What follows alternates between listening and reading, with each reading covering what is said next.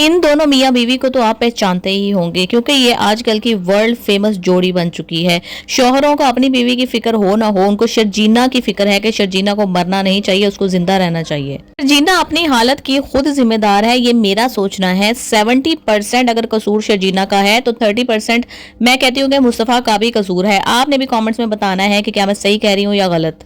जीना इतनी ज्यादा स्टबन है कि वो किसी की बात ही नहीं सुनती। अब उसकी हमसाई भी बार बार कह रही है कि शर्जीना बैंगन खराब है, बैंगन मत लो, बैंगन खराब है मत लो, लेकिन शर्जीना ने बैंगन ही लिए, वही पकाए और वही खाए। अभी ये भी तो हो सकता है कि उस बैंगनों के अंदर कोई कीड़ा हो जो इसके दिमाग में चला गया हो, तो इसको फोन नजर ही ना आया हो। जैसे लाइट ऑफ की, इसको टॉर्च चलानी चाहिए थी, जब ये उठ के चल पड़ी है और तार के अंदर घुस गई है और तार से लिपट कर ये गिर गई है। जब से शर्जीना प्रेग्नेंट हुई थी तो इसको बहुत ही ज़्यादा सेंसिटिविटी हो गई थी, इसको डिप्रेशन का अटैक हो रहा था बार बार, सिर्फ इसलिए कि मुस्तफ़ा उसको टाइम नहीं दे पा रहा था। भाई मुस्तफ़ा कोई रात को कोई गलत काम करने तो नहीं जा रहा था, अपने दोस्तों के साथ आवारा फिरने तो नहीं जा रहा था, वो बेचारा मेहनत कर रहा है। किस लिए मेहनत कर रहा है? अपने आने वाले फ्यूचर के लिए, अपने आने वाले बच्चे के लिए। हाँ, जब तुम इतनी डिप्रेस थी, तुम मुझसे बात कर रही थी, लड़ रही थी, तो उसके मुंह से निकल गया कि हमारी कंडीशन अभी ऐसी नहीं है कि हम बच्चे को पाल सके।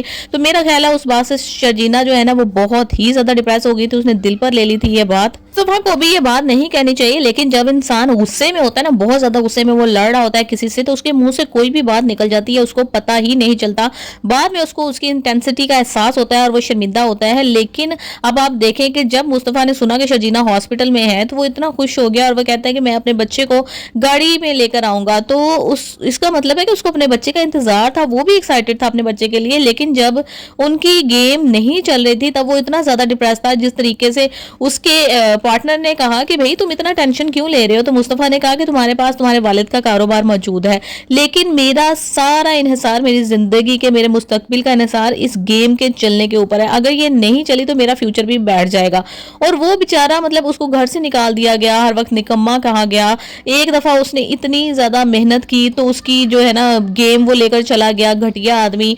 तो उसको नहीं पता चला, उसके साथ धोखा हो गया। अब वो ये नहीं चाहता था कि मैं फिर से लेट डाउन मुझे कर दे ये दुनिया और मैं दोबारा से उसी डिप्रेशन में चला जाऊं, उसी तरह घर में बैठ जाऊं। जब इंसान घर पे बैठकर काम कर रहा होता है तो उसके पास काफी टाइम होता है अपनी बीवी के साथ स्पेंड करने के लिए। लेकिन जब एक इंसान ऑफिस जाता है, वहां पे काम कर रहा है और 50 करोड़ की इन्वेस्टमेंट उसके पास आ रही है, तो जाहिर सी बात है उसको करना तो पड़ेगा। दूसरी साइड पे अदील की जो इंसल्ट हुई है ना, जिस तरह से केक मल के चॉकलेट के उसका मुंह काला किया, आपने मुझे बहुत अच्छा लगा। बाद में कहता है कि तुमने मेरे साथ ऐसे किया वैसे किया। भाई तुमने उसके साथ क्या किया? सारा पैसा तुम उसका ले उड़े, बैरूने मुमालिक तुमने मुंतकिल कर दिया, अपने वालदैन को तुम रोड पर ले आए। एक थर्ड क्लास किस्म के इंसान हो। एक हफ्ता पहले तुमने शादी तोड़ दी, आज तुम शर्जीना के साथ ही होते ना तो कम से कम बाइज्जत जिंदगी गुजार रहे होते। ऐसा पैसा किस काम का जब इंसान की औकात एक 2 टके की भी ना हो। और दूसरा, जो उसकी दोस्त थी रुबाब की, उस नताशा, उसको भी बहुत ही अच्छा सबक मिला किस तरह से अपने बेचारे लॉयल शोहर को छोड़कर एक हैंडसम मैन के पीछे पड़ी हुई थी।